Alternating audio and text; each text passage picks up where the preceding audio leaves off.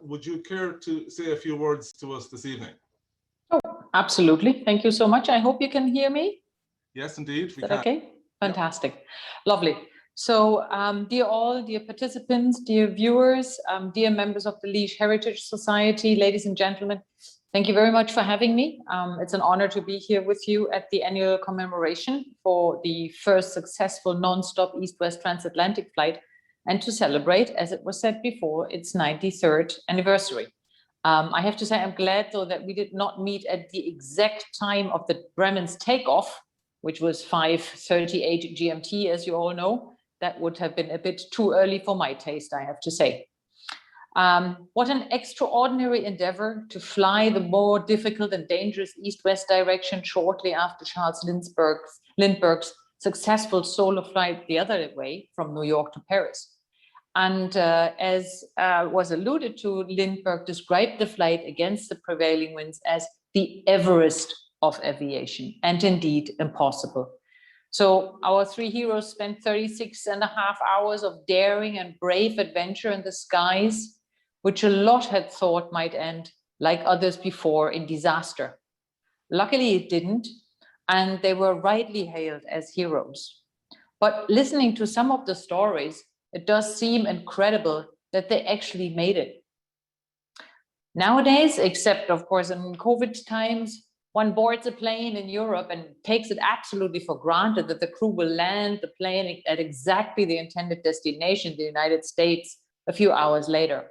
How different the flight of the Bremen was. It was an amazing, even daredevil adventure with no guaranteed success given the technical possibilities at the time. The airplane was much too heavy, also given the amount of oil they carried. And I love the story about them even peeling the oranges they wanted to take along to save weight, or the fact that they had to cut out an armrest last minute because they couldn't fit in the seat. It sounds pretty incredible, I have to say. They were relying to no small extent to the exceptional navigational skills of the Irish navigator and co-pilot, Major James Fitzmaurice. Back then 30 years of age only, and yet already an experienced, seasoned airman due to his Air Force service in World War I. And I have to say, I look in awe at the difficulties the crew encountered, not least a sheep crossing the runway during takeoff, a heavy Atlantic storm later on, as well as the famous oil leaking. A situation beyond words, as Fitzmaurice described it.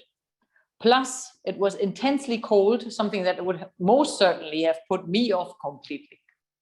The three brave aviators faced difficulties also in staying on course due to the clouds, but in the end, they landed, as we know, successfully on Greenlee Island in Canada. From a present day, thinking of GPS and sat-nav, a custom perspective, absolutely astounding. They were all healthy and in one piece, so to speak. Only the plane, the German-built Bremen, suffered some damage and never made it to New York, unlike the crew. As we all know, it has been completely restored and is on display at the Bremen Airport Museum. And to all those who have not made it to Bremen yet, it's well worth a visit, post-COVID, obviously. A beautiful Hansestadt where the three aviators were eternalized in a plate by German expressionist artist Bernhard Höttger in the very unique Böttcher Street. So as I am not an expert in aviation, for me, it is also a wonderful example for successful German-Irish cooperation. The German-Irish crew, or the three musketeers of the air, as they called themselves, made headlines, and in the words of Baron von Hunefeld, none of us ever regretted the pact, which proved itself trustworthy in the course of extreme danger. Noteworthy too, as the crew members had fought on opposite sides of World War I.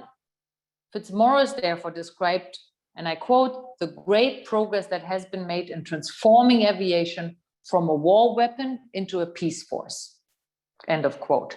And as some historians describe it, Fitzmaurice also helped the crew being welcomed so warmly in New York, as it would have probably been a different story if merely 10 years after the end of the war, two Germans would have landed on their own.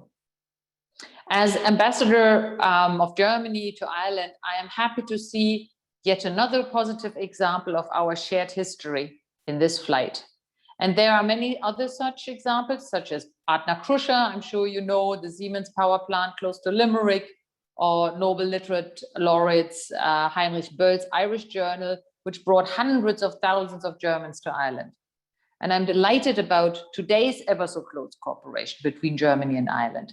It was very welcome news when Tishof Varadkar said in 2020 that Ireland's relations with Germany are better than ever before and are becoming even more important in an EU of 27 member states. And let me assure you that even during the pandemic, we cooperated extremely well to support each other.